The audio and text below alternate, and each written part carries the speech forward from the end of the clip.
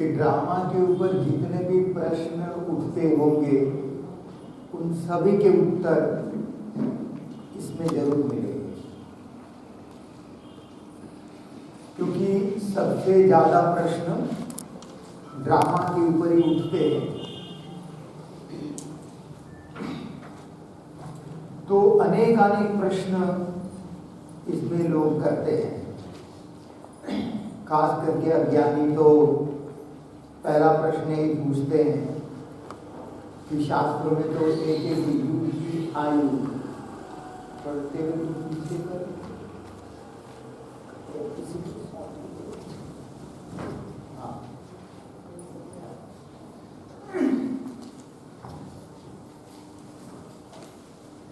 तो वो कहते हैं कि एक एक युग की आयु ही शास्त्रों में लाखों वर्ष बताई गई है, और आप तो पूरे कल्प की आयु 5000 साल कहते हो। तो उनका प्रश्न ये उठता है कि 5000 साल की संख्या कहाँ से आई? एक तो मूल प्रश्न उनका होता है। और कई बाबा के बच्चे भी अनेक प्रश्न करते हैं जिनको ये ठीक से समझ में नहीं आता है। कई लोगों को ड्रामा का ज्ञान डाइजेस्ट नहीं होता है, उनको हजम नहीं होता है ये क्या है। कई कहते हैं ये ड्रामा चलो 5000 साल का तो है, परंतु ये हूबहू रिपीट होता है, ये हूबहू रिपीट होगा। इसका मतलब हमारे जीवन में जो भी नेगेटिव बातें आई हैं, जो भी दुख की घड़ियां आई है, वो फिर से रिपीट होगा। ये उनको लगता है कि ये ड्रामा ठीक नहीं है, बाकी सब ठीक है पर वो रिपीट होगा, ये ठीक नहीं है। कई लोगों को इसमें ही बड़ा अंदर संकल्प चलते हैं। वो तो कहते हैं कि अगर हूबहू वही रिपीट होना है, जो अभी हुआ वही हर कल्प रिपीट होना है, तो हमारा पुरुषार्थ करने का फायदा ही क्या है? कई ऐसा पूछते हैं। कई ऐसा कहते चलो ठीक है हूबहू रिपीट होगा, ये मान लिया। इसका मतलब ये हुआ कि जो कल्प पहले हमने अच्छा पुरुषार्थ किया था तो इस कल्प में अपने आप होगा, क्योंकि वो रिपीट होगा। तो फिर मैं करूं क्यों? ये भी प्रश्न पूछते हैं। कई ये भी प्रश्न पूछते हैं कि हमने ये घड़ी अमेरिका से खरीद के लाया, अभी विनाश के बाद है ना, तो ये घड़ी वापस अमेरिका चली जाएगी, क्योंकि अगले कल फिर सबको यही घड़ी खरीदनी है। तो विनाश के बाद ये घड़ी अमेरिका अपने आप कैसे चले जाएगी? ऐसे कई प्रश्न उठते हैं। इन सभी के प्रश्नों का उत्तर आपको अभी मिलेगा। इन सभी प्रश्नों के उत्तर मिलेंगे। अब ये सब प्रश्न हमारे तब तक उठते रहेंगे जब तक कि हमने ड्रामा के गहरे राज को नहीं जाना, नहीं समझा है। अब ये ड्रामा का राज क्या है जिसको हमने नहीं जाना? 5000 साल कल तो जान लिया, फिर राज क्या है? बहुत गहरा राज है। इस ड्रामा का राज हम आपको बताएं, जैसे बाबा कहते हैं कि ये विराट सृष्टि नाटक का खेल है। दुनिया में कोई भी खेल होता है ना, चाहे क्रिकेट हो, लॉन टेनिस हो, टेबल टेनिस हो, फुटबॉल हो, कोई भी हो, गिल्ली डंडा हो, कंचा, कोई भी खेल हो, कबड्डी हो, हर खेल का कोई ना कोई रूल्स एंड रेगुलेशंस अवश्य होता है, जिसके आधार पर हार और जीत का पैमाना तय होता है। तो इतना बड़ा सृष्टि नाटक का खेल बाबा जो कहते हैं, तो क्या इसका कोई रूल्स एंड रेगुलेशंस नहीं होगा? अवश्य होगा। तो हम आपको बताएं, ये पूरे 5000 साल का ड्रामा का खेल केवल और केवल 4 सिद्धांतों के आधार पर ही चलता है। 4 सिद्धांत, और यही 4 सिद्धांत इसके रूल्स एंड रेगुलेशंस है। वो 4 सिद्धांत क्या है? और साथ साथ इस विराट ड्रामा का अद्भुत अद्भुत 8 विशेषताएं हैं। जब हम इस ड्रामा के 4 सिद्धांतों को और 8 विशेषताओं को जान लेंगे, समझ लेंगे, तो सारे प्रश्नों का उत्तर इसी के अंदर है। कहीं आपको बाहर नहीं जाना, सब इसी के अंदर मिलेंगे इसका उत्तर। उसको अच्छी तरह से गहराई से समझना पड़ेगा। तो मैं आपको इसको विस्तार से समझाऊंगा कि देखिए, इस ड्रामा का पहला सिद्धांत है जो करेगा सो पाएगा। जो करेगा सो पाएगा, ये अटल सिद्धांत है, पहला सिद्धांत। और इस बाबा के इस छोटे से महावाक्य में बहुत गहरे राज छुपे, बहुत गहरे राज। बहुत प्रश्नों के उत्तर इसी में मिल जाता है। इसका गहरा राज ये है, जो करेगा सो पाएगा। इसका मतलब ये हुआ कि हरेक आत्मा का अलग अलग कार्मिक अकाउंट है। अगर आपका अकाउंट मान लो स्टेट बैंक ऑफ इंडिया में है और आपके कोई रिश्तेदार है उसका ICICI बैंक में है, तो अगर आप चाहते हैं तो उसके अकाउंट में आप मनी ट्रांसफर कर सकते हैं। परंतु ये जो हरेक आत्माओं का कार्मिक अकाउंट है, ये नॉन ट्रांसफरेबल है, इसका ट्रांसफर नहीं हो सकता। जो करेगा सो पाएगा। कर्म का फल किसी को नहीं छोड़ता, इस जन्म में या अगले जन्म में या किसी भी जन्म में कर्म का फल उसको पीछा करता ही है। कर्म का फल मिलना ही है, आज नहीं तो कल, कल नहीं तो अगले जन्म में मिलेगा ही मिलेगा। जो करेगा सो पाएगा।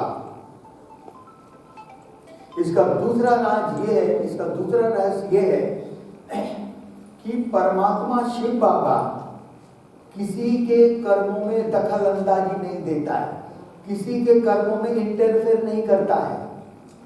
शिव बाबा शिक्षा देता है, समझाइश देता है कि क्या राइट है क्या रॉन्ग है? और शिक्षा देकर के डिटैच हो जाता है, साक्षियों के देखता है। बाबा कहते हैं अब मैंने आपको समझा दिया है, बाकी करो ना करो आपकी मर्जी, क्योंकि कर्म आपको करना है, फल आपको मिलना है। शिव बाबा तो कर्म करता ही नहीं है, क्योंकि हमारे जैसा माता के गर्भ से जन्म नहीं लेता, शरीर नहीं है। तो शिव बाबा न तो हमारे जैसा कर्म करता है, न किसी के कर्मों में दखल अंदाजी देता है, किसी के कर्मों में इंटरफेयर नहीं करता है। तो कई बार हम जाने अनजाने में कर्म हम करते हैं और दोष परमात्मा को देते हैं कि मैंने ऐसा क्या किया, तुमने हमारा ऐसा क्यों बिगाड़ दिया। दुनिया वाले तो ऐसे ही करते हैं। कई हमारे कच्चे के भाई बहने भी है ना, भगवान ऐसा हमारे साथ कर दिया। भगवान कुछ नहीं करता है, वो किसी के सबका भलाई करता है, वो कल्याणकारी है, करेगा तो सबका कल्याण ही करेगा, वो किसी का पक्षपात नहीं करता। तो जो करेगा सो पाएगा, इसका मतलब ये हुआ जो नहीं करेगा सो नहीं पाएगा। ऑटोमेटिक कुछ भी नहीं होता है इस दुनिया में, ऑटोमेटिक कुछ भी नहीं है, सब ऑटोमेटिक है, सब कर्म करना है। ऑटोमेटिक कुछ भी नहीं है ना? इसीलिए कई कहते हैं कि पिछले कल्प में हमने अच्छा कर्म किया था तो इस बार ऑटोमेटिक होगा। ऑटोमेटिक कुछ भी नहीं होता है। बाबा कहते पिछले कल्प में अगर आपने किया था तो पाया भी तो था, तो इस कल्प में बिना किए क्यों पाना चाहते हो? भाई पिछले कल्प में किया था तो पाया था, करके पाया था ना पिछले कल्प में, तो इस कल्प में बिना किए पाना चाहते हो, ये कैसे होगा? ये तो कर्म के सिद्धांत के विरुद्ध है।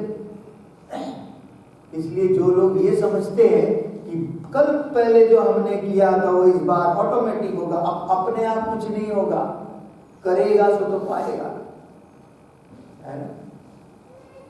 आपके सामने भोजन की थाली परोस दी गई, आप कहेंगे ड्रामा में होगा तो अपने आप मुंह में आ जाएगा, ऐसा होगा क्या? है ना? आप रोटी तोड़ के खाओगे ना, मुंह में डालोगे ना, उस समय तो आप ये नहीं कहते हैं कि है ना कल पहले खाया था तो अपने आप मुंह में आ जाएगा, नहीं। कल पहले भी आपने हाथ से रोटी तोड़ के खाई थी तो इस बार तोड़ के खाना पड़ेगा। जो करेगा सो पाएगा, ये अटल सिद्धांत है ना? इस सिद्धांत को तो भगवान भी नहीं तोड़ सकता, ये अटल सिद्धांत है। अब दूसरा सिद्धांत है जैसा करेगा वैसा पाएगा। अच्छा करेंगे तो अच्छा पाएंगे, बुरा करेंगे तो बुरा पाएंगे, है? बुरे का अच्छा परिणाम और अच्छे का बुरा परिणाम, ऐसा क्रॉस कभी नहीं हो सकता, नॉट पॉसिबल। कई लोग बहुत पूछते हैं कि फलाना व्यक्ति इतना बेकार है, सारे बुरे काम करता है और अभी ऐशो आराम का जीवन जी रहा है, और हम इतनी ईमानदारी से मेहनत करते हैं कि सारे दुख हमें ही भोगने पड़ रहे हैं। तो कहाँ गया कर्म का सिद्धांत? तो बाबा कहता है कर्म का सिद्धांत तो वही का वही है।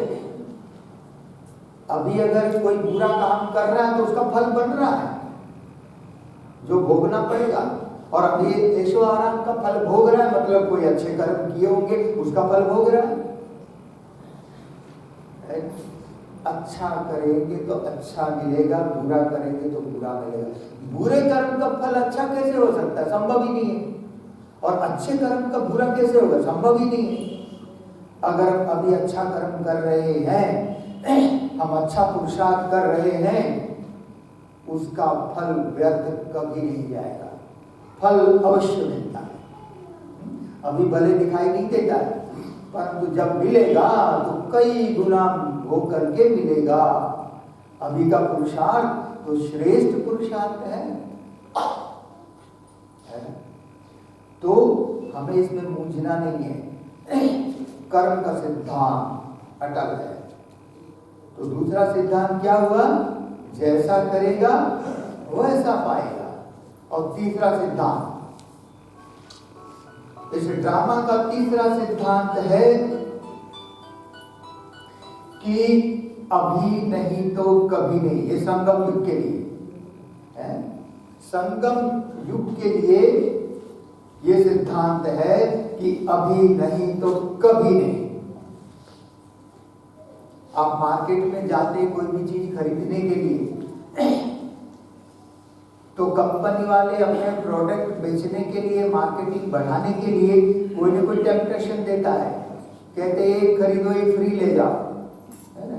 एक खरीदो एक कुछ और ले जाओ, कुछ ना कुछ प्रलोभन देता है। तो शिव बाबा भी हम बच्चों को टेम्पटेशन देता है। क्या देता है? बाबा कहता है कि मेरी श्रीमत मान करके अगर इस ब्राह्मण जीवन में अगर एक श्रेष्ठ कर्म कर लिया तो उसका पदम गुना फल बाबा देगा। बाबा गारंटी करता है। एक श्रेष्ठ का कर्म का पदम गुना फल। आप सोचिए कितना बड़ा ऑफर भगवान दे रहा है। और ये ऑफर न सतयुग में मिलता है, न त्रेता में मिलता है, न द्वापर में, न कलयुग में। इसकी वैलिडिटी केवल और केवल संगम युग में ही है। अभी नहीं तो कभी नहीं। अभी कर लिया सो कर लिया, गवा दिया सो गवा दिया। नो चांस, कोई एक्सक्यूज नहीं। जो करना है अभी करो, है ना? करना है जो कर ले, वो वक्त जा रहा है। तो अभी ये संगम युग, बहुत बहुत वैल्यूबल टाइम है। समय और संकल्प, ये दो खजाने बाबा कहते हैं, इस पर भी आगे बताएंगे। तो तीसरा सिद्धांत, अभी नहीं तो कभी नहीं, है ना? अभी कर लिया सो कर लिया, नहीं किया गंवा दिया सो गंवा दिया, उसका कोई एक्सक्यूज नहीं है। और चौथा सिद्धांत, ये ड्रामा हूबहू रिपीट होता है, हूबहू रिपीट होता है। बाबा अटेंशन दिला रहा है, सावधानी दे रहा है, हूबहू रिपीट होगा। इसीलिए अभी शूटिंग हो रही है, पूरे 5000 साल की शूटिंग अभी हो रही है। इसीलिए अटेंशन, हमें अपने कर्मों पर ध्यान देना है, दूसरे के कर्मों पर नहीं। बाबा कहते हैं खुद को देखना है, खुद की चेकिंग करनी है। कौन क्या कर रहा है, जो करेगा सो पाएगा। वो कर रहा है तो आप निश्चित रहो ना। हम बहुत संकल्प चलाते हैं, उसको ऐसा नहीं करना चाहिए, उसने ऐसा क्यों किया, बहुत सारे व्यर्थ संकल्प चलते हैं। और इसी के कारण ही हमारा योग में अनुभूति नहीं होती है, जो कंप्लेन। तो योग की अनुभूति तो तभी अच्छी होगी जब आपके व्यर्थ संकल्प बंद होंगे। और व्यर्थ संकल्प तभी बंद होंगे जब इस राज को समझेंगे। ड्रामा की शूटिंग अभी हो रही है, हमें अपने कर्मों पर अटेंशन देना है, क्योंकि मुझे अपने कर्मों का ही फल मिलना, उसके कर्मों का तो हमें मिलना नहीं है।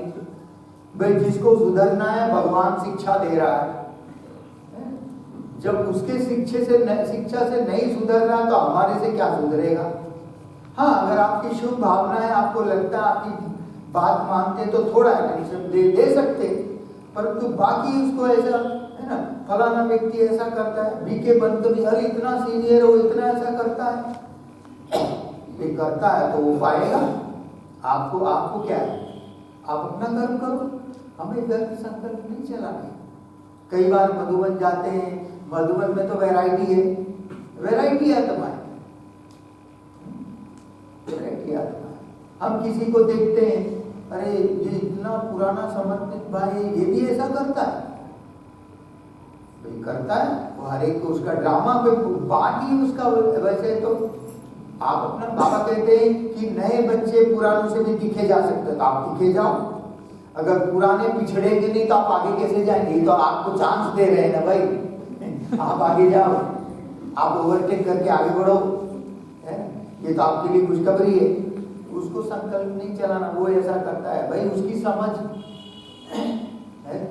तो हमें किसी को नहीं देखना, ड्रामा हूबहू रिपीट होगा, हमारा ही रिपीट होगा। इसमें बहुत लोग मूझते हैं। अब आप देखिए, इसमें इसको अच्छी तरह से समझना है। अब हूबहू रिपीट कौन करता है? क्या ड्रामा का रिपीटेशन शिव बाबा करता है, या ड्रामा अपने आप रिपीट करता है, या हम खुद करते हैं? हम अपना ड्रामा खुद बनाते हैं। कहते हैं ना, बनी बनाई बन रही, अब बनती कुछ नहीं। चिंता ताकि कीजिए जो अनहोनी होए, और अनहोनी होती नहीं है, और होनी को टाली नहीं जाए। बनी बनाई बन रही, बाबा कहते हैं जो बनी हुई ना वही बन रही है। कई लोग इसमें भी पूछते हैं, कहते हैं कि बाबा कहते हैं आत्मा में 84 जन्मों का पाठ नुदा हुआ है। इसका मतलब ये हुआ कि कलयुग का पाठ भी नुदा हुआ है। बाबा कहते नुदा हुआ है। भाई नुदा हुआ का मतलब क्या है, उसको भी समझो, उसको भी समझना है। तो कई लोग समझते हैं कि आत्मा के अंदर सतो प्रधान स्थिति भी है, तो कलयुग की तमो प्रधान स्थिति भी है। ये रॉन्ग है, ये समझ गलत है। बाबा कहते हैं अभी आप योग लगाओ तो आपके जन्म जन्मांतर के विकर्म विनाश होंगे, जन्म जन्मांतर के विकर्म विनाश होंगे। तो पिछले अभी इस कल्प के द्वापर कलयुग से जो हमारे विकल्प हुए हैं, योग बल के योग अग्नि से भस्म होंगे। तो जब भस्म हो जाएंगे तो नेगेटिविटी खत्म हो गई ना। अभी जो 84 जन्म अब हमारा पूरा हुआ, तो पूरा हुआ तो वो खत्म हो गया ना। अब खत्म हो गया तो अंदर नेगेटिविटी है नहीं ना। कई लोगों की ये बड़ी गलत समझ अंदर घुसी हुई है कि अंदर वो नेगेटिविटी वो विकार अंदर है ही है, नहीं है। बाबा कहते अगर है तो खत्म करो, योग बल से खत्म करना है। आत्मा योग से पवित्र बनती है, तो जब पवित्र बनती है, पवित्र बन गई, चलो योग बल से पूरे विकर्म विनाश नहीं हुई। तो जब हम विनाश के बाद तो सूक्ष्म बतन में हमको अपने जन्मों के कर्मों की रील दिखाई जाएगी और फिर उसकी सजा मिलेगी। जब सजा मिलेगी तो खत्म हो गए ना, सारे कार्मिक अकाउंट क्लियर हो गए। आत्मा पवित्र, जब आत्मा पवित्र बनेगी तभी परम धाम जा सकती है। तो नूंदा हुआ का मतलब यह नहीं है कि हमारे अंदर 5 विकार भी नूंदे हुए, नहीं। 5 विकार तो कमजोरी है। अभी बाबा कहते आत्मा को फुल बैटरी चार्ज करो, आत्मा की फुल बैटरी चार्ज करना है, संपूर्ण सतो प्रधान बनना है। वो भी हम आगे बताएंगे सतो प्रधान स्थिति क्या है। तो आत्मा संपूर्ण बनेगी और फिर से हमारा नया कल्प में नया पाठ शुरू होगा। आत्मा जब सतो प्रधान बन जाएगी तो आत्मा में सतो प्रधान है, आत्मा सतो प्रधान स्थिति है, पवित्र है। तो सत्युग त्रेता में वही इमर्ज होगा।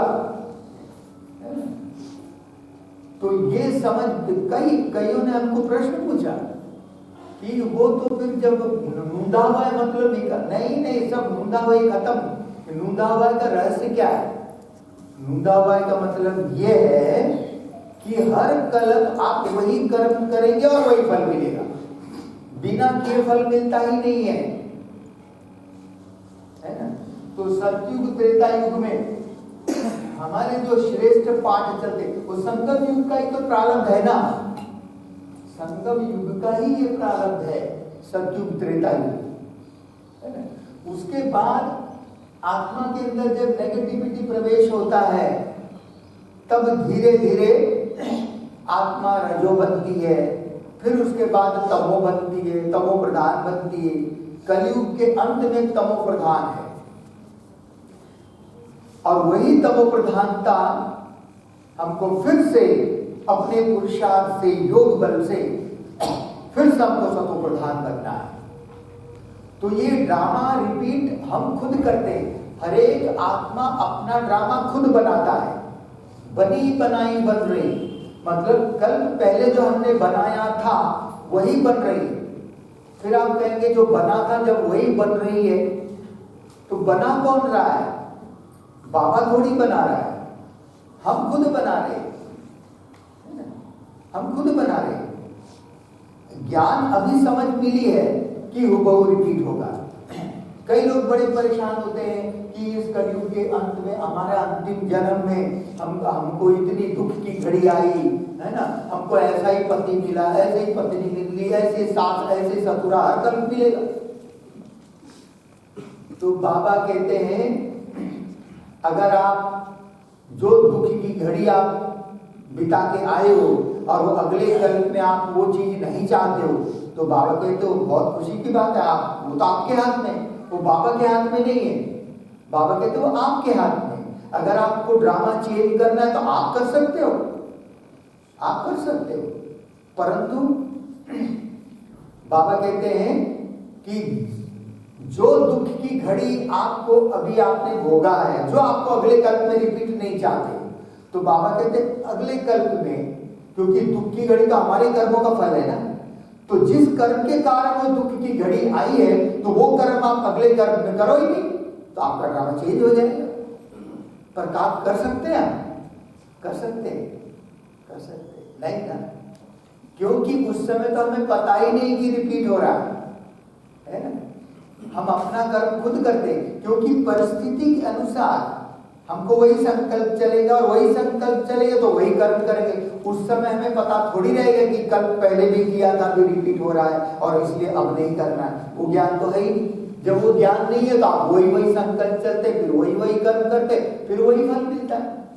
उस समय तो कहते हैं कि भाई जो होगा देखा जाएगा, अब तो ऐसा कर दो। तो बाबा कहते ठीक है, तो जो होगा देखा जाएगा तो देख लो ना। तो जब देख लो तो फिर देखने की बारी आती तो फिर क्यों संकल्प चला दो।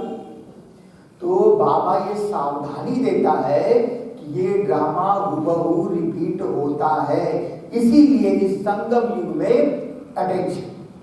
हमेशा ये समझो कि हमारा पार्ट बहुत अच्छा है। मैं बताऊं, मैं हमेशा यही समझता हूं कि मेरा पार्ट बहुत अच्छा है, मेरा पार्ट बहुत अच्छा है। और सचमुच अच्छा होता है। जो कुछ होना होगा ना, हम कहते हैं ये अच्छा है। कल रात को क्या हुआ कि जब ये हमने सूटकेस से मॉडल पूजा पूरा खोला, हम फिट करने लगे, तो जब हम वो उसकी पीछे की फिटिंग वो भाई को दिखाया, वो बेस ही टूट गया। मैंने कहा बाबा ये तो टूट गया है, कल मुझे चालू करना है, कैसे करेंगे। तो फिर वो भाई से मैंने कहा क्या करें, कुछ समझ में नहीं आ रहा। पतली चीज़ है, वो जुड़ेगा भी नहीं इस समय, दूसरा बनाना पड़ेगा। मैंने कहा अभी तो बनाने का टाइम ही नहीं, जब ज्ञान स्वरूप में जाऊंगा तभी बनेगा। तो फिर वो भाई से तार मंगाया जैसे तैसे, और तार को किया, सेट किया, सेट ही नहीं हुई। मैंने कहा बाबा जितना परीक्षा लेना हो ले ले, ये करना तो है और आपको ही करना है, क्योंकि ये बाबा के बच्चों को दिखाना है, आपके ही बच्चों को दिखाना है, ये चलाना है, करना। मैं लगा रहा। संकल्प नहीं चले कि यार ऐसा पर नहीं, कोई परेशानी नहीं। मैंने कहा ये ड्रामा में पार्ट है, होगा, होना जरूर है। करते करते करते करते 12:15 बजे तक वो सेट हो गया। मैंने कहा चलो थैंक्स बाबा। 12:30 बजे सोया। मैंने कहा थैंक्स बाबा, जैसे तैसे बाबा ने चालू तो कर दिया। फिर वो आज मैंने भाई जी को दिखाया तो भाई जी ने अभी हमको वो कार्बन ब्रश और ला के दिया है ना। फिर उसको देखेंगे, जैसे फुर्सत मिली उसको ठीक करेंगे, अभी तो करना है। तो हमें परेशान नहीं होना है। जो हो रहा है वो अच्छा हो रहा है, चाहे देखने में लग रहा है कि ठीक नहीं, पर अच्छा हो रहा है। जो हो रहा है अच्छा हो रहा है, जो होगा बहुत अच्छा होगा, और जो हुआ वो बहुत अच्छा, वो भी अच्छा। गीता का ज्ञान भी यही तो कहते हैं, हमें परेशान नहीं, क्योंकि हमें ड्रामा का ज्ञान है ना। हम ही परेशान होंगे तो दूसरों की परेशानी कैसे दूर करेंगे। तो ये ड्रामा हूबहू रिपीट होता है, इसमें हमें परेशान होने की जरूरत नहीं है, ये सावधानी है। इसलिए हमें अपने कर्मों पर अटेंशन देना है। ड्रामा तो रिपीट होगा ही, तो जो रिपीट होना है तो उसके लिए परेशान क्यों होना। मम्मा कहती थी कि आपको तो कर्म का फल भोगना ही है, कर्म भोगना ही है। तो जब कर्म भोगना ही है, चाहे उसको मीठा करके भोगो चाहे कड़वा करके भोगना तो है ही। मम्मा को कितना भयंकर कैंसर था, फिर भी मम्मा के मुंह से कभी चीख की आवाज नहीं निकली। क्या जबरदस्त पुरुषार्थ मम्मा का रहा है, वंडरफुल पुरुषार्थ हमारे मम्मा बाबा। इसलिए बाबा कहते फॉलो फादर एंड मदर, है ना, don't follow brothers and sisters. बाबा कहते फॉलो फादर, एक बाप को देखना उन्हें देखना। तो ये 4 सिद्धांत, ये समझ में आया। ड्रामा हूबहू रिपीट होता है, वो तो होना ही है, चाहे आप परेशान हो चाहे मौज में रहो, वो रिपीट तो ना, वो रुकने वाला नहीं है।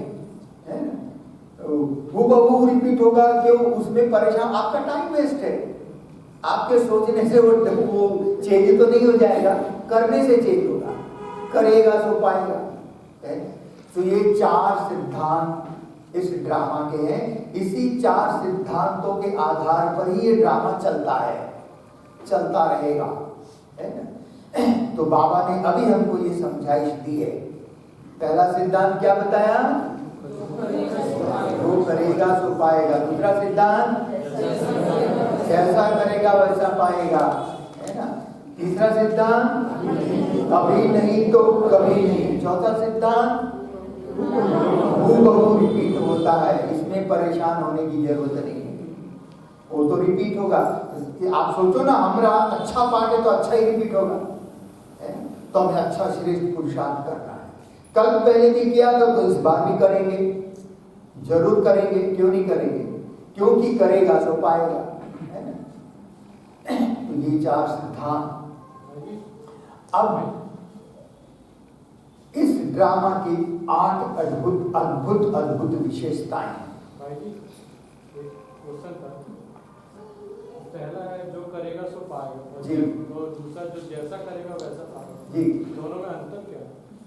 अंतर नहीं समझ में आया। जो करेगा मतलब रामू नाम का व्यक्ति खराब काम कर रहा है तो रामू को ही फल मिलेगा, ये बात समझ में। वो श्यामू को नहीं मिलने वाला। जो करेगा सो पाएगा, इसका समझ में है। जैसा करेगा वैसे क्या, रामू ने खराब काम किया तो रामू को ही उस खराब काम का फल मिलेगा, है ना। उसको उसका अच्छा इनाम नहीं मिलेगा, फल नहीं मिलेगा। बुरा कर्म किया तो बुरा ही फल मिलेगा, अच्छा कर्म किया तो अच्छा फल मिलेगा। अब आया समझ में, है ना। जो करेगा मतलब पर्सन, व्यक्ति, है ना। और ये जैसा करेगा क्वालिटी ऑफ एक्शन, है ना। पहला है जो व्यक्ति करेगा उसको ये फल मिलेगा, और दूसरा जो व्यक्ति जैसा कर रहा है ना, क्वालिटी, किस क्वालिटी का कर्म कर रहा है तो उसी क्वालिटी का फल मिलेगा। ये अंतर समझ में आया। तीसरे चौथे में अंतर समझ में आया सबको, क्लियर है सबको।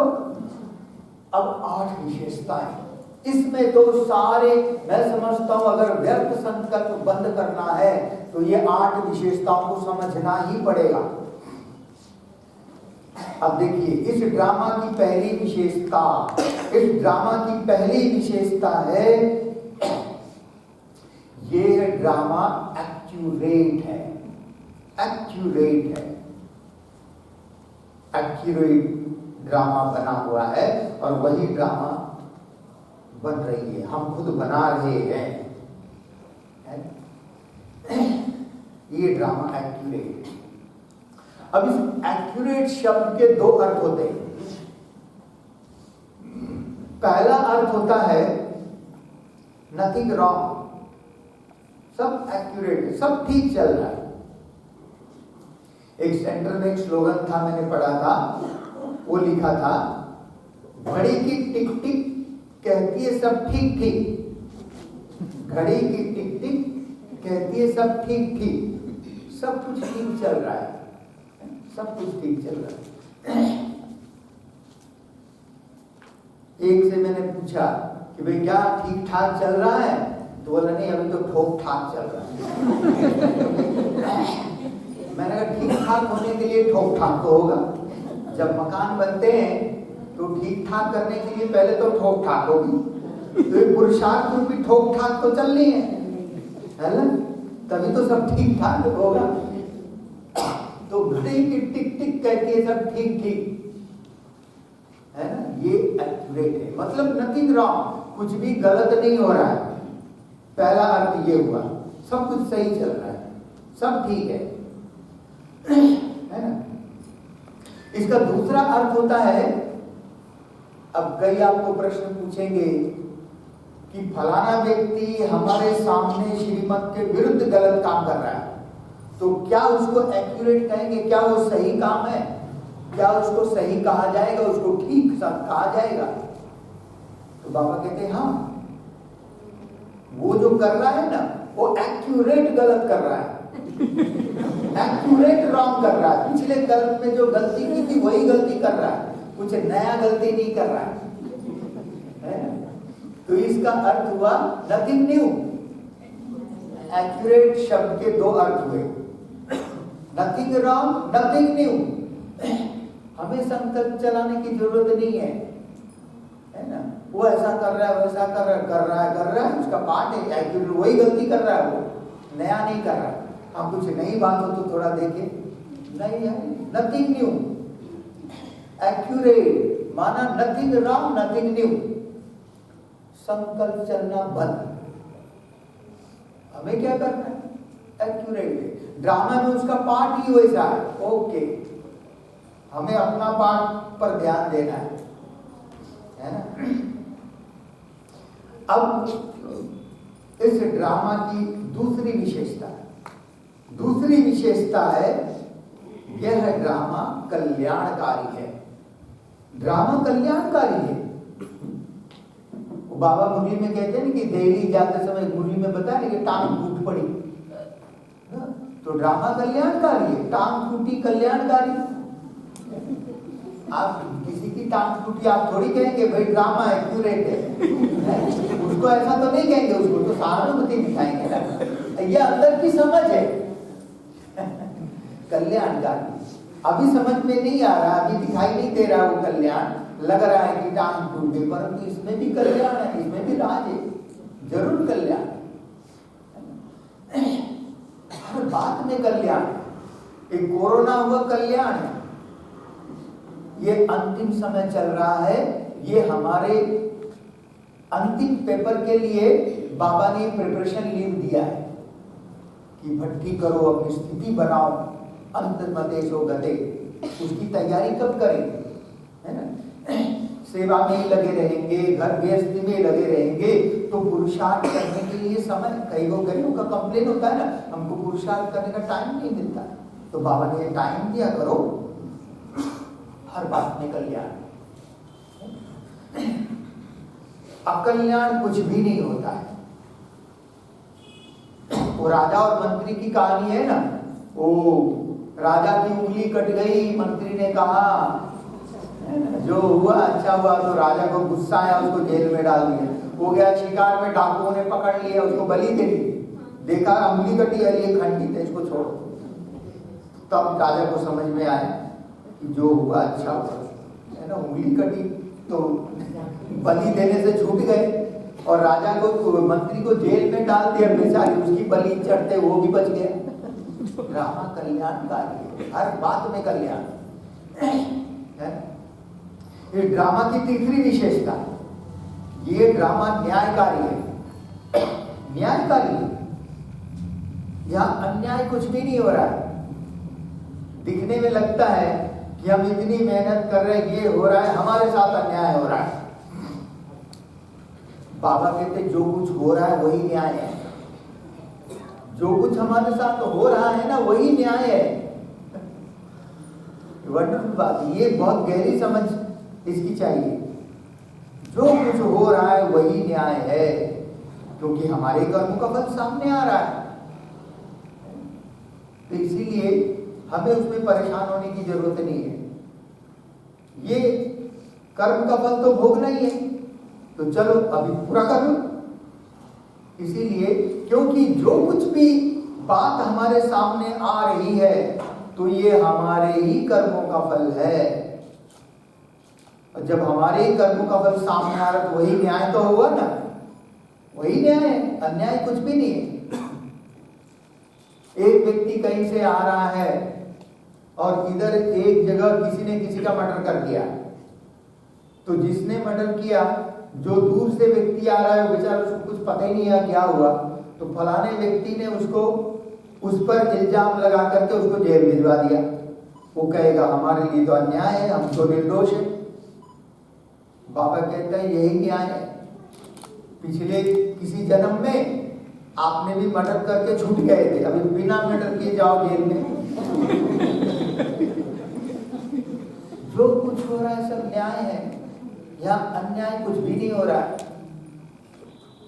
तो ये ड्रामा की तीसरी विशेषता, ये ड्रामा न्यायकारी है। और इस ड्रामा की चौथी विशेषता, इस ड्रामा की चौथी विशेषता है, इस ड्रामा में हर एक आत्मा अपना पार्ट खुद पसंद करती है। हर एक आत्मा अपना रोल खुद चूज करती है। भगवान नहीं कहता है कि भाई फलाना तुम राजा बन जाओ, तुम भिखारी बन जाओ। बाबा कभी ऐसा नहीं कहता है। सभी अपने कर्मों के द्वारा अपना पार्ट खुद पसंद करती है, हर एक आत्मा। नहीं तो देखिए बाबा कहते इतनी करोड़ों आत्माओं में केवल 8 आत्मा पास विथ ऑनर होते हैं, है ना। तो उन्होंने अपना पाठ खुद पसंद किया ना, उतना जबरदस्त पुरुषार्थ किया ना, भगवान ने फ्री में तो नहीं दे दिया, पुरुषार्थ किया। करेगा सो पाएगा, जो करेगा सो पाएगा। आप भी करो तो आप भी पाएंगे। बाबा कहते पुरुषार्थ की रेस है, आगे बढ़ो, चलते चलो, किसी दूसरे को देखना है, दूसरे को देखेंगे तो पिछड़ जाए, आगे बढ़ते जाएगा, है ना। तो हर एक आत्मा अपना पाठ खुद पसंद करती है अपने कर्मों के द्वारा। इस ड्रामा के 5वीं विशेषता, ड्रामा की 5वीं विशेषता ये है कि हर एक आत्मा जितने भी पाठधारी इस पूरे ड्रामा के 5000 साल के अंदर है, हर एक आत्माओं की कैपेसिटी, योग्यता, समझ अलग अलग है। एक दूसरे की एक जैसा कभी नहीं हो सकता है, एक दूसरे का कभी मैच नहीं हो सकता। हर एक की विशेषता, हर एक की योग्यता, हर एक की कैपेसिटी अलग अलग है। एक 5 वाट का बल्ब है जो नाइट लैंप में यूज करते हैं, और एक 1000 वाट का है, तो दोनों की कैपेसिटी अलग अलग है। आप 5 वाट के बल्ब से आप कैसे अपेक्षा करोगे कि वो 1000 वाट की रोशनी दे सकते? कभी नहीं। भी उसकी कैपेसिटी उतनी है, उसकी फिलामेंट की कैपेसिटी उतनी है। इसलिए हर एक आत्मा की समझ अलग अलग है, हर एक की अकल अलग अलग है, हर एक की योग्यता, कैपेसिटी, कार्य करने की क्षमता अलग अलग है। हम हर एक को समझे कि हर एक अष्टतन में आ जाए, हाँ शुभ भावना है, अच्छी बात है, परंतु उसकी जितनी कैपेसिटी वो उतना ही कर पाएगा, उससे ज्यादा वो कभी नहीं कर पाएगा। 5 वाट बल्ब की 100% कैपेसिटी यही है कि 5 वाट की रोशनी देगा वो, उसकी वही 100% कैपेसिटी उसकी वही है, 5 वाट, है ना। तो अब देखिए, शिव बाबा तो परमात्मा है, ब्रह्मा बाबा साकार में नंबर 1 आत्मा है ना। अब बाकी आत्माएं हैं, हर एक आत्माओं की जो कैपेसिटी है उस ब्रह्मा बाबा की तुलना में कोई 40% होगा, कोई 60% होगा, कोई 80 होगा, अलग अलग। तो जिस आत्मा की 80% की कैपेसिटी है वो उसकी 100% कैपेसिटी है। ये बात समझ में आई? किसी की 30% की है तो वही उसका 100% है। भाई ब्रह्मा बाबा की तुलना में वो 30% है, परंतु वो उसका 100% है, वो उससे ज्यादा वो पुरुषार्थ कर ही नहीं सकता। परंतु बाबा किसी को नहीं कहता कि तुम्हारा 30%, बाबा कहते हैं हर एक को एम ऑब्जेक्ट क्या रखना है कि लक्ष्मी नारायण बनना है।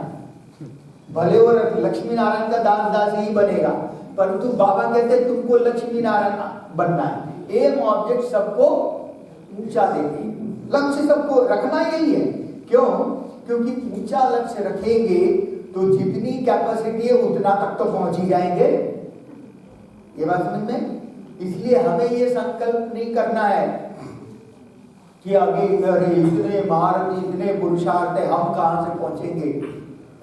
भाई जहां तक पहुंचना है वहां तक तो पहुंचना ही है ना। तो वहां तक पहुंचने के लिए भी आपको 100% पुरुषार्थ तो करना पड़ेगा ना।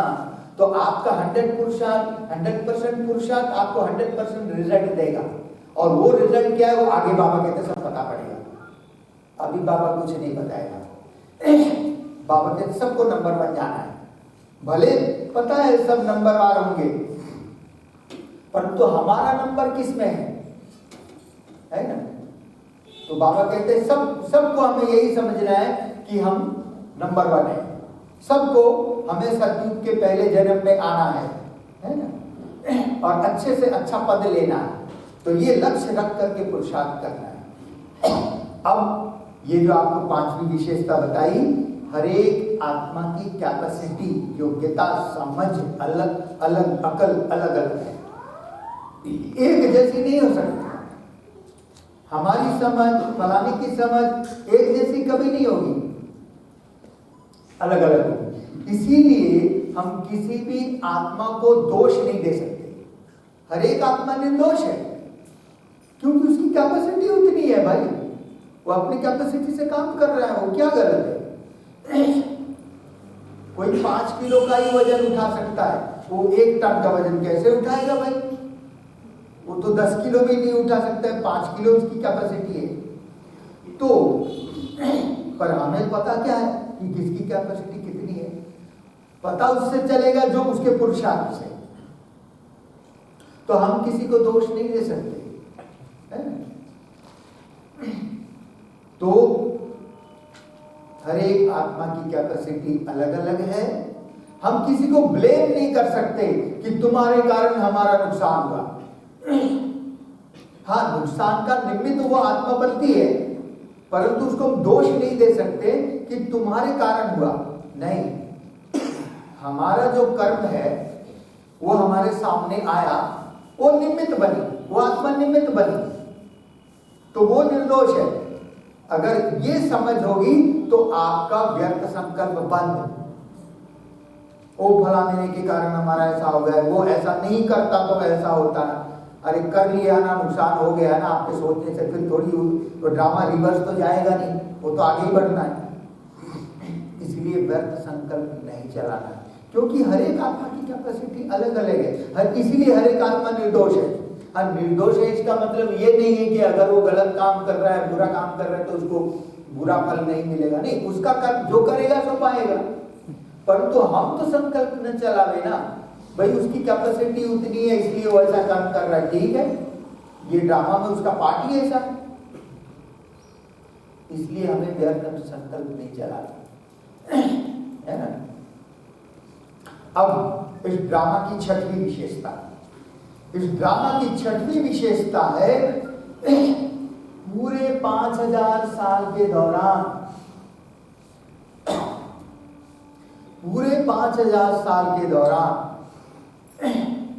बाबा कहते हैं हर एक आत्मा को 3/4 सुख मिलना ही मिलना है। बाबा कहते हैं आधा सुख आधा दुख हो तो इसमें मजा ही नहीं आएगा, इसमें फायदा ही नहीं। 3/4 सुख हर एक आत्मा को प्राप्त होगा ही होगा। इसीलिए आत्मा को परम धाम से इस सृष्टि पर आने के लिए इंटरेस्ट होता है, क्योंकि परम धाम में न तो सुख की अनुभूति न दुख की अनुभूति है। शांति धाम, परम धाम शांति धाम है, परंतु वहां शांति की अनुभूति नहीं होती। ये वंडरफुल है, ये इस पर भी आगे आपको बताएंगे। तो आत्मा इसलिए यहां आना चाहते कि 3/4 सुख मिलेगा। सुख हर एक को चाहिए, है ना, 3/4 सुख। एक मुरली में बाबा ने कहा, अभी मैं समझता हूं कि शायद महीने भर पहले की मुरली थी, बाबा ने कहा, एक मुरली में कहा आधा सुख आधा दुख। बाबा ने कहा ये ईश्वरीय लॉ है। और पहले मुरली में बाबा ने कहा आत्मा को 3/4 सुख मिलेगी। एक ने मुझे व्हाट्सएप में कई लोग हमसे प्रश्न पूछते हैं, तो बोला ये कैसे, ये दोनों बातें एक साथ कैसे होगी? एक मुरली में बाबा कह रहे 3/4 सुख और एक मुरली में बाबा कह रहे कि नहीं आधा सुख आधा दुख, ये ईश्वरीय लॉ है। मैंने कहा बाबा ने ठीक कहा, बिल्कुल एक्यूरेट कहा, परंतु दोनों का अर्थ अलग अलग है। बाबा ने जो 3/4 सुख कहा वो टाइम पीरियड के लिए कहा, अर्थात जो आत्मा परम धाम से जहां से आई, मान लीजिए सतयुग शुरू से आत्मा पाठ बजा रही, अर्थात उस आत्मा का पूरे 84 जन्मों का पाठ है, पूरे 5000 साल का पाठ है, तो उस आत्मा को 5000 साल का 3/4 सुख मिलेगा। अर्थात उस आत्मा को द्वापर के अंत तक सुख मिलेगा। ये बात समझ में? तो 3/4 सुख ये टाइम पीरियड का है। जो आत्मा त्रेता में आई, मान लो यहां आई, तो यहां से यहां तक के पीरियड का जो 3/4 होगा वहां तक सुख मिलेगा। जो आत्मा यहां पर द्वापर के इधर आई, तो यहां से अंत तक के पीरियड का 3/4 सुख उसको मिलेगा। कोई आत्मा एक जन्म का पाठ है तो उसको एक जन्म का 3/4 सुख मिलेगा।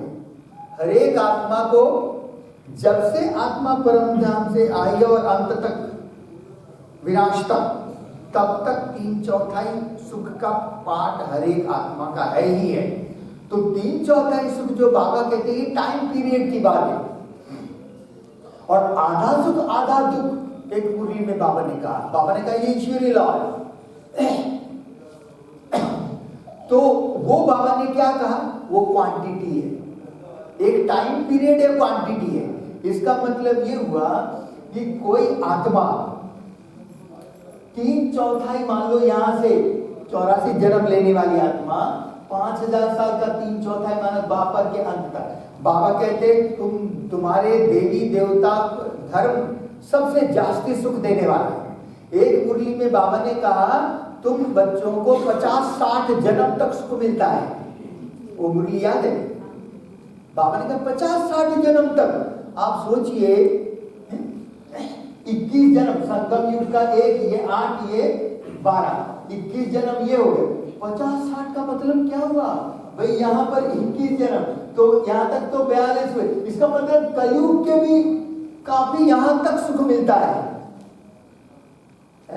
तो देवी देवता धर्म है न केवल 3/4 तो लॉ मुताबिक मिलेगा ही मिलेगा, उसके अलावा भी कलयुग के काफी जन्म तक सुखी सुख है। हम आत्माओं को जो श्रेष्ठ, हम सत्य की आत्माओं को जो पहले जन्म में आना है, तो ये तो बहुत खुशी की बात है ना। 50-60 जन्म तक हमको सुख मिलेगा। 84 जन्म में 50-60 जन्म माइनस कर दो कितना, बाकी थोड़े जन्म में तो दुख है ना। तो अब देखिए आधा सुख आधा दुख का मतलब क्या हुआ? बाबा ने उस मुरली में एक बहुत इंपॉर्टेंट बात की। एक ने मुझे प्रश्न पूछा कि ठीक है तो यहाँ से यहाँ तक हमने तो पूरा 3/4 सुख भोगा, तो जितनी क्वांटिटी में हमने सुख भोगा तो आधा सुख आधा दुख का मतलब बाकी जन्म में उतना ही दुख देखना पड़ेगा।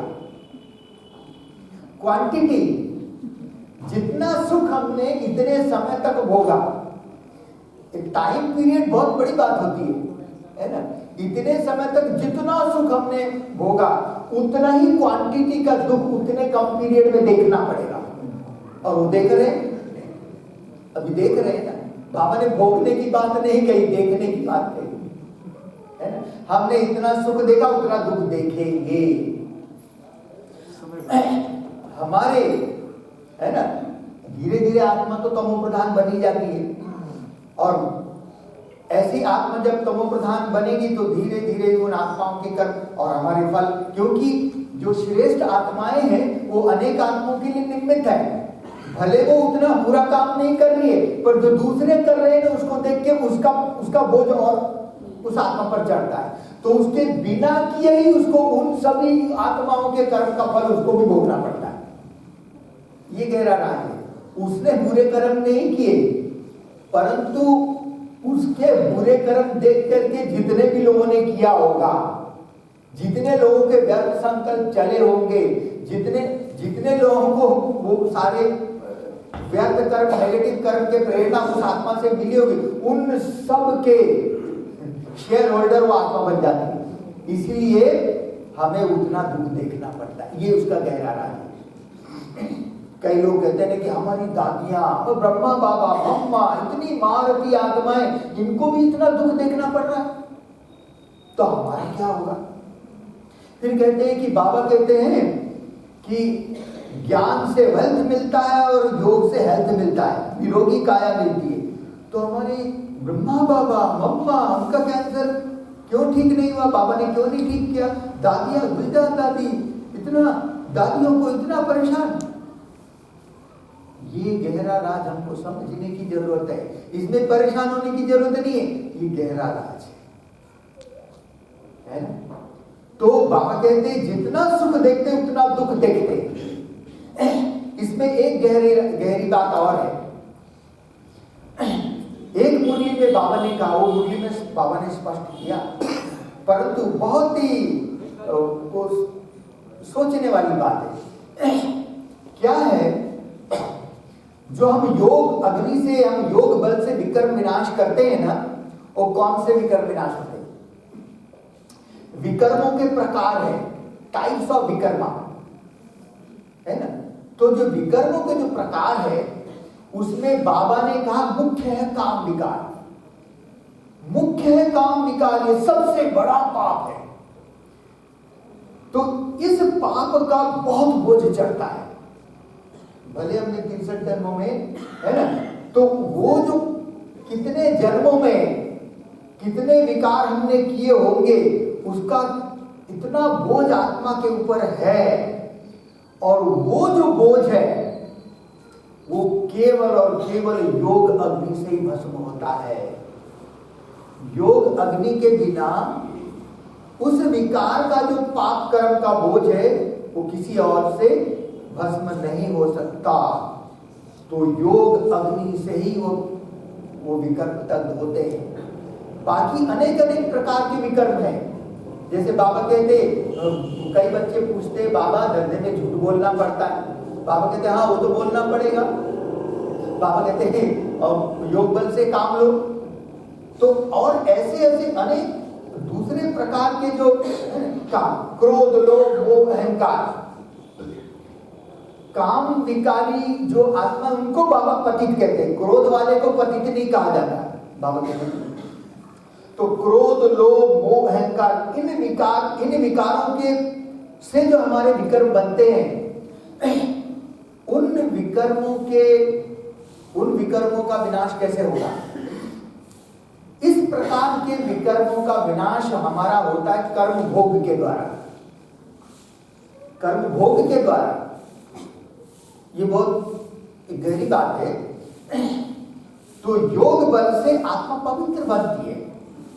आत्मा पवित्र बनती है, परंतु पवित्र तो बन रही है, परंतु दूसरे प्रकार के विकारों से जो विकर्म हुए हैं, उन विकर्मों का जो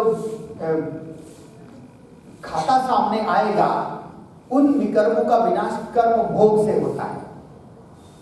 कर्म भोग, तन की बीमारी, कोई संबंधों में कटुता, कल सुना है ना, 4 प्रकार के सुख और वही 4 प्रकार के दुख है।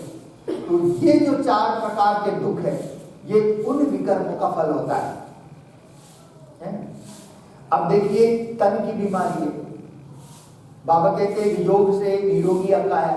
निरोगी काया तो सतयुग में मिलेगा। बाबा इस संगम युगी जीवन के लिए नहीं कह रहे निरोगी काया।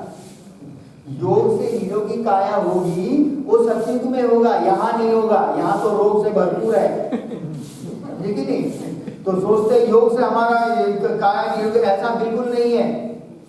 हाँ ये जरूर होगा। बाबा कहते योग से आयु बढ़ेगी। आयु बढ़ेगी का मतलब क्या है? आयु बढ़ेगी का मतलब यह है, ये फिर कभी क्लियर करेंगे कि आत्मा, हम जो योग करते हैं ना, तो हमारे अंदर का सिस्टम, मतलब सरल शब्दों में कहा जाए तो हमारा इम्यून सिस्टम बहुत बढ़ता है योग बल से।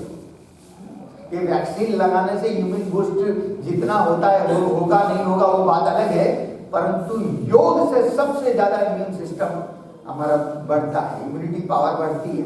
ये पक्की बात है ना। तो इसीलिए हम बाबा के बच्चों को बहुत घबराने की जरूरत नहीं है। हाँ घबराएंगे तो जरूर वो रोग होगा, है ना, क्योंकि जैसा सोचते हैं वैसा बन जाते हैं ना। हाँ बाकी खान पान ये तो होता ही है, इसका फर्क तो पड़ता ही है। तो मैं आपको बता रहा था कि ये कर्म भोग बीमारी होगी, परंतु योग बल में प्रवीण होने के कारण हमको कष्ट नहीं होगा। हाँ कष्ट होगा, दुख नहीं होगा। भाई कमर दर्द है, वो तो दर्द है, योग से कमर दर्द ठीक थोड़ी होगा। हाँ दुख नहीं होगा, मतलब हाँ हमको कैसे क्यों हो रहा है, वो दुख नहीं होगा क्योंकि हम खुद समझे कष्ट है, परंतु योग बल से, बाबा कहते हैं योग बल से काम लो, अर्थात हमारा काम नहीं रुकने वाला है। काम नहीं रुकने वाला है, भगवान काम अपना करा लेगा। जानकी दादी का अनुभव हम सब जी सुनाती थी ना, कितनी भी बीमार हो, परंतु जब सेवा का टर्न होता है ना कि बस उसका तन फिट हो जाता है, सेवा कर लेती फिर बीमार पड़ जाती। तो योग से इसी को कहते आयु बढ़ती है, मतलब बाबा अपना काम करा देगा, है ना। तो ये 3/4 सुख का राज समझ में आई बात, है ना। तो एक है टाइम पीरियड, दूसरा है क्वांटिटी। आधा सुख आधा दुख, ये भी सत्य है और वो भी सत्य है, बाबा के दोनों बातें सत्य है, परंतु एक टाइम पीरियड एक क्वांटिटी है, इसलिए हमें इसमें मुंझना नहीं है ना। अब इस ड्रामा की 7वीं विशेषता, इस ड्रामा की 7वीं विशेषता यह है कि पूरे 5000 साल के दौरान जितने भी सेकंड होते होंगे उनमें से 5000 साल के अंदर एक सेकंड भी किसी भी 5000 साल के अंदर की किसी भी सेकंड से मैच नहीं होने वाला है। एक सेकंड ना मिले दूसरे से, एक सेकंड ना मिले दूसरे से, बहुत बड़ी विशेषता है। और इस महावाक्य में बहुत गहरे राज है। कितने सिंपल महावाक्य, एक सेकंड ना मिले दूसरे से, इसके 3 अर्थ होते हैं, इसका 3 राज है। इसका पहला अर्थ यह है, आपका नाम क्या है भाई जी?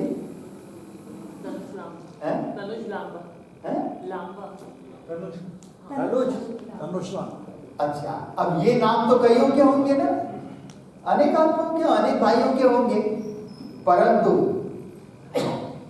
इस नाम में, इस रूप में, इस आयु में, इस क्वालिफिकेशन में, इस भाषा में, इस जाति में, इनके इसी माँ बाप में, इसी में ये आत्मा ना आप अपने किसी 84 जन्मों में आप अपना पाठ रिपीट कर सकेंगे, ना कोई दूसरी आत्मा आपके पाठ को, इस पाठ को रिपीट कर पाएगी।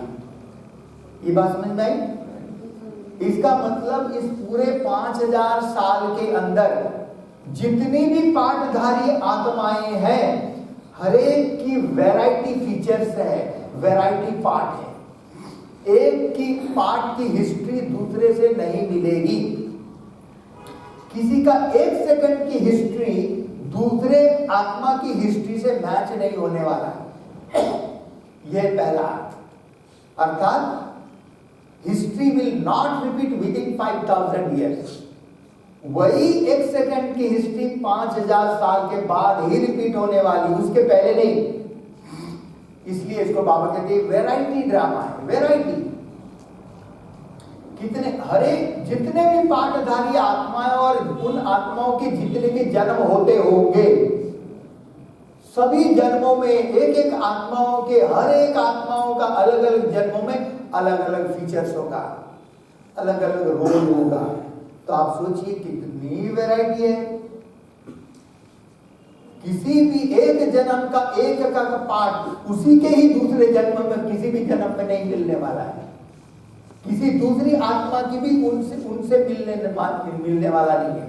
इसको कहते हैं 1 सेकंड ना मिले दूसरे सेकंड से। किसी के 1 सेकंड का हिस्ट्री पार्ट, हिस्ट्री माना पार्ट, किसी भी दूसरे के आत्मा के पार्ट से नहीं मिलने वाला है। इसको कहते हैं 1 सेकंड ना मिले दूसरे सेकंड से। इसका दूसरा अर्थ है, आज की तारीख है 11 दिसंबर 2021, 6:42। ये जो सेकंड है, अभी जो यहां दृश्य चल रहा है ना, बाहर इसी सेकंड में स्टेशन में कोई ट्रेन का इंतजार कर रहा है, कोई योग लगा रहा है, कोई कुछ कर रहा है, कहीं किसी का एक्सीडेंट हो गया, कहीं किसी पर किसी आत्मा को जन्म हुआ। दूसरे सेकंड में इस पूरे विश्व की सीनरी बदल जाएगी। दूसरे सेकंड में ट्रेन छूट गई होगी, चल पड़ा होगा, हम यहाँ एक पॉइंट छोड़ के आगे बोल रहे होंगे, कोई रोड पे चल रहा होगा, किसी की मृत्यु हो गई, किसी का जन्म हो गया। 1 सेकंड दूसरे सेकंड से मिल नहीं सकता। चेंज परिवर्तन सृष्टि का नियम है। गति गति के कारण परिवर्तन होता है। तो 1 सेकंड न मिले दूसरे से, इसका मतलब ये हुआ geography will not repeat with in 5000 years. Geography माना दृश्य, वर्ल्ड सिनेरियो, 1 सेकंड का दृश्य दूसरे सेकंड से मैच नहीं होने वाला है। पूरे 5000 साल के अंदर जितने भी एक एक सेकंड का दृश्य होता है, एक दूसरे से कभी नहीं मिलेगा। 5000 साल के बाद ही वो रिपीट होगा। इसी को बाबा बड़े रमणीक रीति से मुरली में कहा करते हैं। आपने मुरली सुनी होगी, बाबा कहते मक्खी यहां से उड़ी, है ना? बाबा ने कहा मुरली, मक्खी यहां से उड़ी, कल्प बाद वही मक्खी वहीं से वहीं तक उड़ेगी। मतलब वही दृश्य जो है, वही सीन दृश्य 5000 साल बाद ही रिपीट होगा। कितनी वंडरफुल बात है। तो जियोग्राफी पहला क्या बताया? History, variety part. दूसरा है दृश्य, जियोग्राफी, सिनेरियो। हर एक दृश्य बदलता जाएगा, 1 सेकंड ना मिले दूसरे सेकंड से। अब इसका तीसरा अर्थ, आज की तारीख 11 दिसंबर 2021 और अभी 6:49 मिनट्स है ना? ये जो सेकंड है, ये अभी जैसे 2011 दिसंबर 2020 की 6:44 का जो सेकंड था, और अभी 1 साल बाद 6:44 का जो सेकंड 11 दिसंबर की है, तब तक ये शिफ्ट हो चुका होगा, ये ऑर्बिट शिफ्ट हो चुकी होगी। ये पृथ्वी कहीं था, वो कहीं आ गई, है ना? ये कहां था, कहां आ गया, है ना? जुपिटर, बृहस्पति कहां था, शुक्र कहां था, पूरे अंतरिक्ष में जितने भी ग्रह नक्षत्र तारे, उसके सबके पोजीशन चेंज हो गए होंगे। ये बात समझ में आ रही? 1 सेकंड ना मिले दूसरे सेकंड से। कई लोग पूछते हैं कि कौन सी मुरली में बाबा ने कौन सी ऐसी पॉइंट बता दी कि जिससे ये सिद्ध होता है कि तीसरी गति होती है। वो यही पॉइंट है। अगर तीसरी गति नहीं होगी तो पिछले साल का 11 दिसंबर का जो 6:44 का जो सेकंड था, और ये सेकंड मैच हो जाएगा, क्योंकि तीसरी गति अगर है नहीं तो 1 सेकंड ना मिले दूसरे से। ये तभी संभव होगा जब तीनों गति होगी, क्योंकि पिछले साल यहां था, इस साल यहां चेंज हो गया, और पृथ्वी यहां की यहां गई, यहां की यहां गई, यहां की कहां से 1 सेकंड ना मिले दूसरे सेकंड से, है? 1 सेकंड पास हुआ सो पास, 1 सेकंड पास हुआ, यहां से यहां घूम गई, साथ साथ इधर भी घूम गई, साथ साथ इधर भी घूम गया।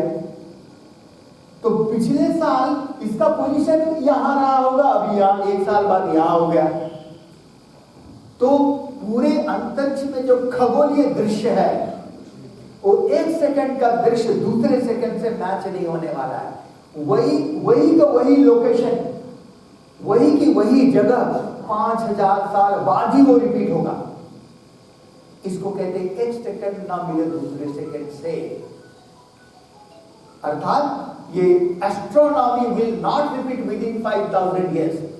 5000 साल बाद ही वही दृश्य रिपीट होगा, उससे पहले नहीं होने वाला है। तो 1 सेकंड ना मिले दूसरे से, इसके 3 अर्थ समझ में आया? History will not repeat with in 5000 years, वो 5000 साल बाद ही रिपीट होगा। जियोग्राफी माना दृश्य 5000 साल बाद ही रिपीट होगा। और एस्ट्रोनॉमी, ये अंतरिक्ष में जो भी ग्रह नक्षत्र के पोजीशन है, ज्योतिषी लोग अभी भविष्यवाणी करते हैं ना, 2022 में ऐसा हो जाएगा, वैसा हो जाएगा। उनकी गणना, चलो उनकी गणना के अनुसार होता होगा, परंतु ये विराट गणना जो बाबा बता रहे हैं, है ना, कल पहले जो हुआ था वही हो रहा है। 1 सेकंड ना मिले दूसरे सेकंड से, तो astronomy will not repeat in 5000 years. तो अगर तीनों गति नहीं होगी तो 1 सेकंड दूसरे सेकंड से मैच हो जाएगा। परंतु भगवान वाच 1 सेकंड ना मिले दूसरे सेकंड से, ये तभी संभव है जब तीनों गति होगी। तो तीनों गति इसी महावाक्य से सिद्ध होता है। ये क्लियर हो गया। अब इस ड्रामा की 8वीं अद्भुत विशेषता वो ये है, 8वीं अद्भुत विशेषता ये है कि हम आत्माएं, हर एक आत्माएं परम धाम से सृष्टि पर पाठ बजाने आ रही है। जैसे परम धाम से सृष्टि पर आकर के माता के गर्भ से जन्म लिया, तो आत्मा ये भूल चुकी होती है, भूल जाती कि मैं कौन हूं, कहां से आई हूं, कब तक मुझे रहना है, कहां जाना है, कुछ मालूम नहीं। इसलिए बाबा इसको कहते हैं भूल भुलैया का खेल, स्मृति विस्मृति का खेल। आत्मा परमधाम से आ सकती है, वापस जा नहीं सकती है। ये वन वे ट्रैफिक है, वन वे ट्रैफिक। आत्मा परमधाम से आ सकती है पर अपने आप वापस जा नहीं सकती है, क्योंकि जाने का रास्ता मालूम ही नहीं है, कहां जाना ये भी नहीं मालूम। तो हमारे गीत है ना, शिव का डमरू डम डम बोले, अगम निगम का भेद खोले। अगम निगम, अगम मतलब परमधाम से ड्रामा में एंटर हुआ, उसको कहते हैं अगम। आत्मा परमधाम से आ गई पाठ बजाने, अगम। निगम मतलब अब पूरा होकर के अंत में जहां अगम निगम का भेद वही खोलता है ना। निगम मतलब विनाश कब होगा और हम कैसे परमधाम में बाबा ले जाएगा, अर्थात इस ड्रामा के खेल से छुड़ा करके हमको कैसे गति प्रदान करेगा, इसका भेद एक शिव बाबा ही बताता है ना। तो ये वन वे ट्रैफिक है। अब शिव बाबा कहते हैं कि मैं भी ड्रामा में बंधा हुआ हूं। जब सारी आत्माएं परमधाम से आ जाती है, एक मुरली में बाबा ने कहा कि जब आत्माओं का आना बंद हो जाएगा तो जाना शुरू हो जाएगा, है ना। बाबा कहते हैं ना कभी परमधाम खाली होता है, ना कभी ये सृष्टि खाली होती है ना। इसका मतलब क्या हुआ, जो आखिरी आत्मा परमधाम से आएगी, विनाश शुरू, फाइनल विनाश। और वो जो आखिरी आत्मा आई वो बेचारी, उसको एक जन्म का कितनी आयु तक उसका पार्ट है। बाबा कहते हैं ना मच्छरों जैसे आए और चले गए, उसकी कोई वैल्यू नहीं। और वंडर ये है कि उस एक जन्म की आखिरी आत्मा को उसी कम आयु में उसको चारों स्टेज क्रॉस करना है। सतो प्रधान, सतो रजो तमो प्रधान, चारों स्टेज क्रॉस करना है। ये वंडरफुल है।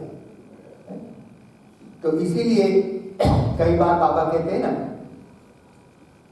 ये 22 सितंबर की मुरली है, मुझे याद है 22 सितंबर की मुरली है, उसमें बाबा ने कहा, और यही मुरली 22 फरवरी को भी चली, अभी इसी साल 22 फरवरी में भी यही पॉइंट था।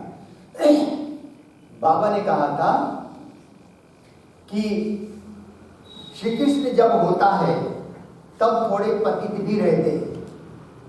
बाबा ने कहा तब थोड़े पतित भी रहते हैं, और जब वो बिल्कुल खलास हो जाते हैं तब वो अपना राज्य ले लेते हैं। फिर बाबा ने कहा कि लक्ष्मी नारायण से संबंध शुरू होता है, राज्य शुरू होता है। ये बहुत गहरा राज है, ये फिर कभी बताएंगे। तो मैंने इसलिए बताया कि श्री कृष्ण जब होते हैं तब भी थोड़े आत्माएं, विनाश के बाद भी थोड़े आत्माएं बच जाती है। एडवांस पार्टी की आत्माएं तो रहेगी रहेगी, उसके अलावा भी थोड़े कलियुगी आत्मा भी रहेगी। वो कौन सी आत्मा, वो 1 या 2 जन्म वाली आत्मा रहेगी। क्यों? क्योंकि उनको चारों स्टेज क्रॉस करना है, वो अभी अभी तो आई है। इसलिए जब तक उन आत्माओं का चारों स्टेज क्रॉस नहीं हुआ तब तक वो आत्मा वापस परमधाम नहीं जा सकती। परंतु बहुत ही कम समय में उनका ये टाइम पीरियड पूरा हो जाएगा, और जब सारे वो खलास हो जाएंगे, है ना। यहां पर एडवांस पार्टी की आत्माओं को भी बाबा पतित कह रहे हैं। क्यों कह रहे हैं? क्योंकि पतित भिखारी विकार से ही जन्म लेते, एडवांस पार्टी वाले तो विकार से, योग बल से पहला जन्म तो श्री कृष्ण का ही होता है, उसके पहले तो सारे विकार से एडवांस पार्टी वालों को भी जन्म लेना होता है।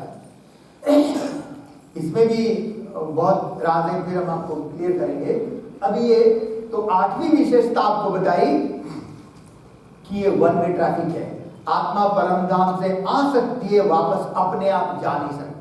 तो शिव बाबा को भी हम आत्माओं को वापस ले जाने के लिए शिव बाबा को भी इस सृष्टि पर आना पड़ता है। इसलिए बाबा कहते हैं मैं भी ड्रामा में बता हुआ हूं। शिव बाबा मुक्ति, जीवन मुक्ति दाता है, ये हमको समझने की आवश्यकता है। हम आत्माएं ब्राह्मण बच्चे, बाबा के हम ब्राह्मण बच्चे, हम तो योग लगाने में, हाँ हम योग लगाने के अभ्यासी है। इसलिए फाइनल विनाश में हम आत्माओं को सूक्ष्म वतन जाने में कोई मुश्किलात नहीं होगी, सहज चले जाए। परंतु जिन आत्माओं ने ये ज्ञान ही नहीं सुना, सुन के भी आए नहीं, समझा नहीं, दूसरे धर्म की आत्माएं हैं, हम पांडव तो थोड़े ही, बाकी कितनी अज्ञानी आत्माएं, दूसरे धर्म की आत्माएं जिन्होंने इस ज्ञान को समझा ही नहीं। केवल संदेश मिलेगा कि हाँ परमात्मा आया, परंतु ज्ञान तो नहीं समझा, योग तो नहीं लगाया, उन्होंने योग से विकर्म तो विनाश नहीं किए। तो उन आत्माओं के पाप कर्मों का बोझ इतना ज्यादा है, इतना ज्यादा, वो पाप कर्मों से इतनी बोझिल आत्मा है कि वो आत्मा फाइनल विनाश में शरीर छोड़ने के बाद भी ये आकाश का बॉर्डर क्रॉस करके सूक्ष्म वतन भी नहीं जा सकती, इतनी ताकत भी उनमें नहीं होती है। उसको धरती खींचती है, क्योंकि पाप कर्म यहाँ किया है, धरती हिसाब मांगती है ना। तो इतनी बोझिल आत्मा होती है पाप कर्मों से। तो ऐसी भारी बोझिल आत्माओं को शिव बाबा अपनी शक्ति से उनको खींच करके सूक्ष्म वतन में ले आता है। ये काम कोई दूसरी आत्मा नहीं कर सकती, केवल शिव बाबा कर सकते हैं। इसीलिए शिव बाबा को मुक्ति, जीवन मुक्ति दाता कहते हैं। तो शिव बाबा उन आत्माओं को, सारे पापी आत्माओं को सबको खींच करके सूक्ष्म वतन ले आएगा और धर्मराज के सामने हाजिर कर देगा। और जब उसको धर्मराज के सामने अपने सारे जन्मों की रील का साक्षात्कार होगा कि उन्होंने क्या क्या पाप कर्म किए, और तब आत्मा सजा भोगने के लिए तैयार होती है कि हाँ ये मैंने ही किया। और उनको ये पता है कि जब तक मैं सजा नहीं खाऊंगा तब तक हम वापस परम धाम नहीं जा सकते। इसलिए सजा खाने को आत्मा तैयार होती है, और सजा 1 सेकंड की मिलती है, परंतु उसको अनुभव ऐसा होता है कि जैसे जन्म जन्मांतर से वो सजा भोग रही हो, और बहुत कष्टदायक होता है, बहुत पीड़ादायक होता है। और जब 1 सेकंड की सजा मिल गई, बहुत समय का नहीं होता है, सेकंड का ही होता है, परंतु अनुभव ऐसा होता है। और जब ये हिसाब किताब पूरा हो जाएगा, आत्मा न्यूट्रल हो गई, पवित्र बन गई सजा करके, बस सेकंड में आत्मा परम धाम में अपने आप जाकर के अपनी जगह बैठ जाएंगे। तो शिव बाबा मुक्ति, जीवन मुक्ति दाता इस प्रकार से, इसलिए उनको मुक्ति, जीवन मुक्ति दाता कहते हैं। हम आत्माओं को बाबा मुक्ति में भेज देते, जीवन मुक्ति में भेज देता है सतयुग त्रेता युग में, और सारी आत्माओं को अपनी शक्ति से खींच करके लेकर के वहां ले आता है। फिर आत्मा सजा करके अपने आप परम धाम में चली जाती है। तो इस तरीके से यह ड्रामा की 8 अद्भुत विशेषताएं हैं। आपके जितने भी प्रश्न होंगे सबके उत्तर इसी के अंदर है, इसी के अंदर, इसके बाहर है ही नहीं। केवल आपको इस पर मनन करना पड़ेगा। प्रश्न कई प्रकार के होते हैं, तो सारे प्रश्नों का उत्तर इसी के अंदर है। और जब ये हमने समझ लिया 4 सिद्धांत और 8 विशेषताएं, तो आपके सारे व्यर्थ संकल्प मैं समझता हूं बंद हो जाएंगे। और जब ये बंद हो जाएंगे, आपको योग में बहुत सुंदर अनुभूति होगी। समझ में व्यर्थ संकल्प खत्म। योग में सबसे ज्यादा डिस्टर्बेंस क्या होता है? व्यर्थ संकल्प। तो ये व्यर्थ संकल्प समाप्त करने के लिए ये ज्ञान की स्पष्टता अति आवश्यक है। ओम शांति। अभी 7 बज रहे हैं, अभी 7 से 7:30 हम अच्छी तरह से योग करेंगे, ठीक है। नुमाशान का योग भी होगा, एक कल आगे आपको और बताएंगे।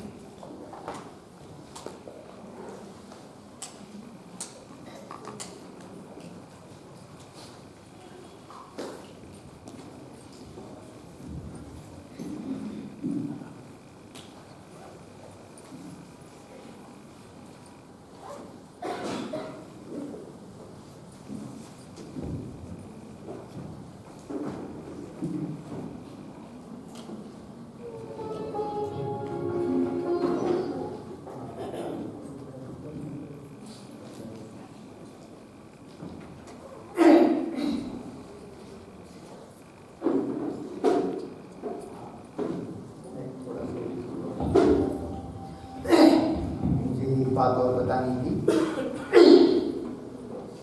कि कई बार हम योग में कमेंट्री करते हैं, कमेंट्री से योग लगाते हैं।